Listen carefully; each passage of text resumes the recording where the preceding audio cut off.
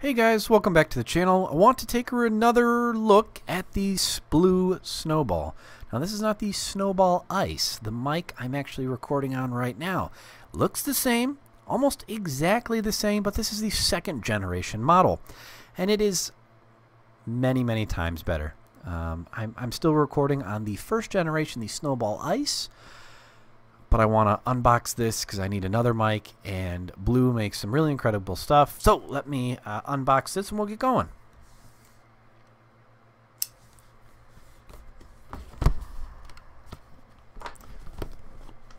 Don't need my knife after all. Anyway, really nice packaging, very glossy box, you can see.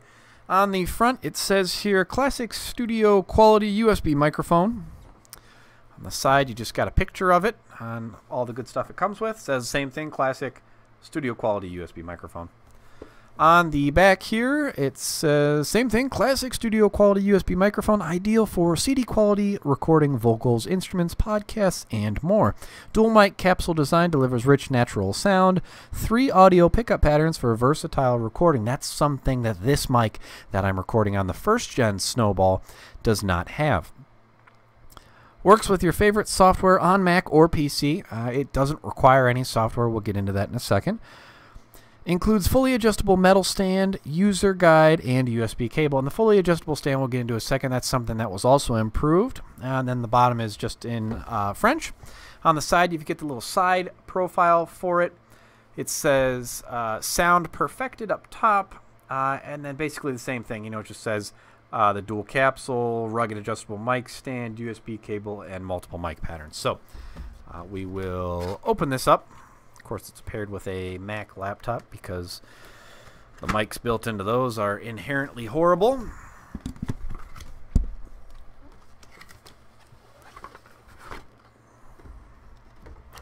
You get a nice white box on the inside.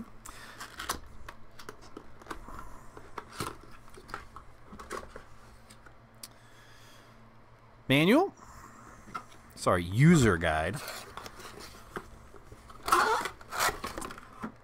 Get some cardboard. Here is the Snowball itself. This is not the Snowball Ice. My ice is white plastic. This is a brushed metal build. A nice pack of silica gel. Some more cardboard.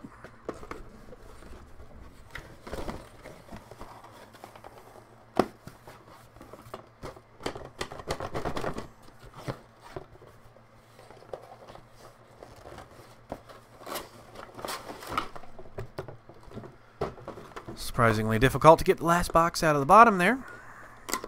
And the last box includes the USB cable and the microphone stand. So here is the USB cable. Really nice USB cable. We'll start with this first. People might recognize this as a printer cable. Really not a printer cable. It's a to B USB cable. This is the B end. This is the A end that we are all familiar with.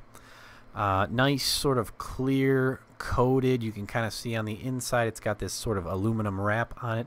Pretty nice cable. It's a little more than 6 feet. I think it's like 7.5 feet.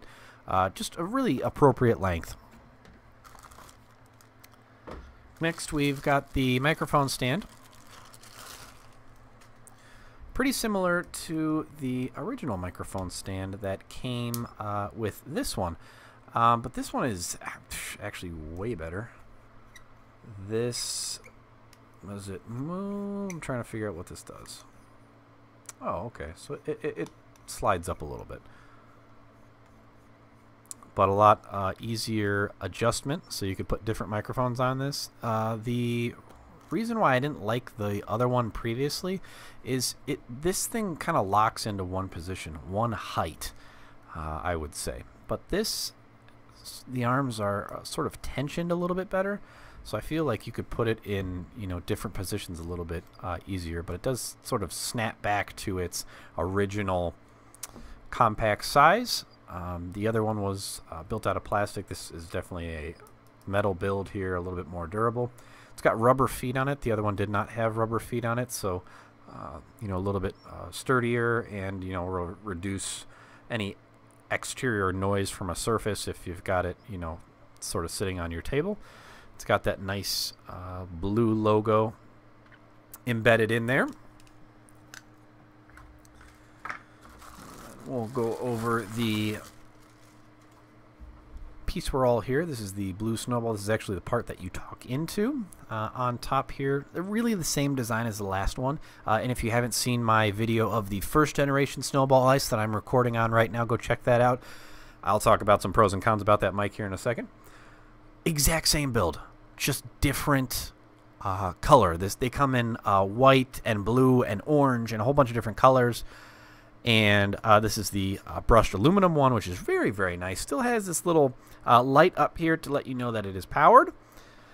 In the back here is the only connection that you'll need. That's where the USB cable plugs into here, and it's pretty obvious which one is used for that. You plug that end into the microphone, this end into your computer or laptop or tablet or whatever you like.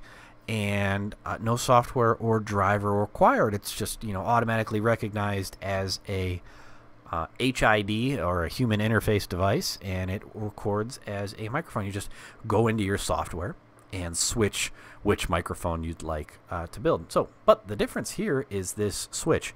The exact reason why I bought this mic is the switch here. There's got number 1, 2, and 3. Not sure what those do just yet, but they are the multiple pickup patterns. So 2 is a different pattern. The big problem I have with this mic right here is if I'm talking right into it. My mouth is right up against this thing. I could stick out my tongue and taste this thing. But if I get further away, right now I'm about 2 feet away from the microphone, it is a different thing. Now I'm about an arm's length away from the microphone. I'm still recording with this microphone, but I'm about an arm's length away, and you can really tell the difference as I get a little bit closer. So the only thing I don't like about this microphone, not this one, but this one that I'm talking into, the first generation, not the second generation, is you have to be really, really close to the microphone. This, I hope it will solve that. So on the bottom here you've got the screw head, and it is pretty darn standard. So you can mount it to, you know, boom arms or different shock mounts on a camera, or, you know, if you just want to use the stand like this, it obviously just screws in pretty darn simply. It actually bottoms out there. Doesn't actually tighten all the way down, it just kind of locks into place. And then the a joint here is pivotable, so you can kind of pivot it up. Oh boy, it is quite heavy.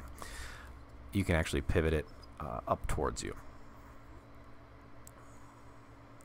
So this actually, the knob down here actually turns the head that it's on, but you can't, I don't think you can tighten this down all the way. It just kind of like bottoms out, I guess. Yeah, it just bottoms out. But that's where you can extend it. It didn't have, the first gen did not have this extendable mic thing. That was the problem with it. You'd get it all the way down in this sort of bottomed out position, and, you know, that was it. So it's, you know, only a couple inches tall, and, you know, when you're sitting here at a desk, a microphone that's this tall, your mouth isn't down here, you know, your hands are down here.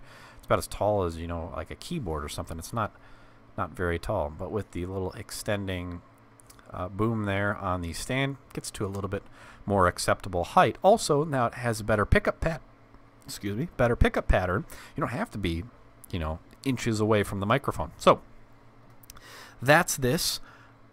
I really like the build. The I want to go on their website, and I'm going to talk about it a little bit after we go over the user manual. The second gen retails right now for $59, and I would recommend getting it online. Places like Best Buy or Fry's or other electronics store have it for about $80 retail. So online is a better bet. It normally is. The first generation one, the one that I'm talking on right now, retails for $10 less. So it retails for $50. This retails for $60. Prices flux online a little bit, and some stores do price match what's online, so might save you a couple bucks there. Let's go over the user guide. It's actually pretty thick for a pretty simple microphone.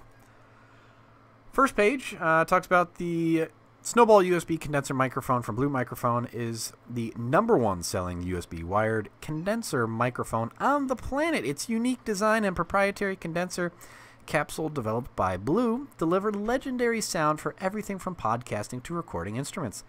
The Snowball benefits from Blue's legendary professional audio heritage to record at a level unmatched in the market. So transducer type is a condenser, pressure gradient with USB digital output. The polar pattern is cardioid, position #1. Cardioid minus 10 dB is position 2, and omnidirectional is position 3. That is the problem with this microphone I'm recording on right now, the Gen 1. It does not have that switch in the back. It is strictly cardioid. So you really got to talk right into the damn thing. And then the sampling rate is 44.1 kilohertz, 16-bit.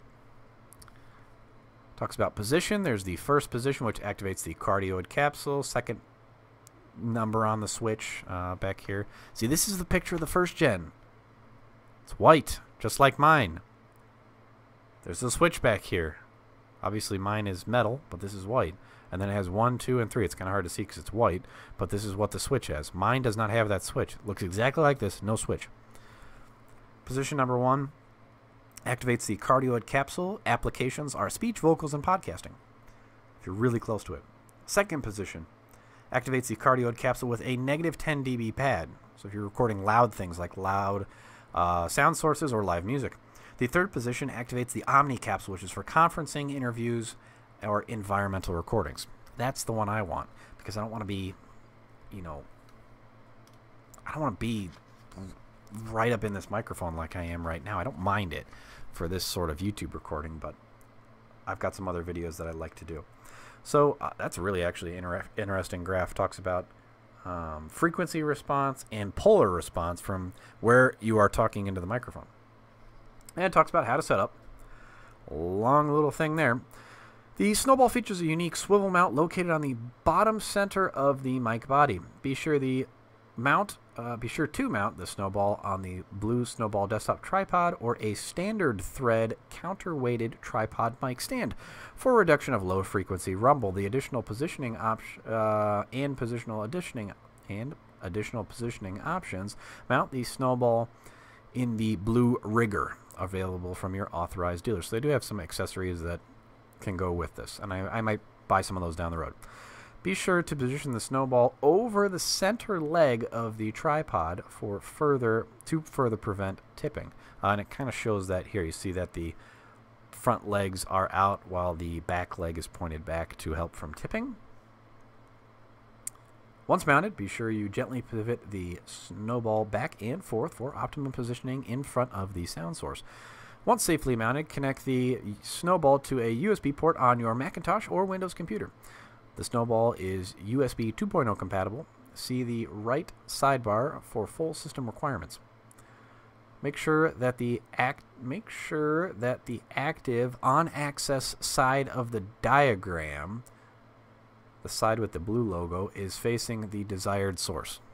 So the side with the blue logo facing the source. Not this. Don't talk into that. That's nothing. Talk into this. Right here. Let's see. When connected, the LED just above the blue logo will glow red that I talked about. Right there.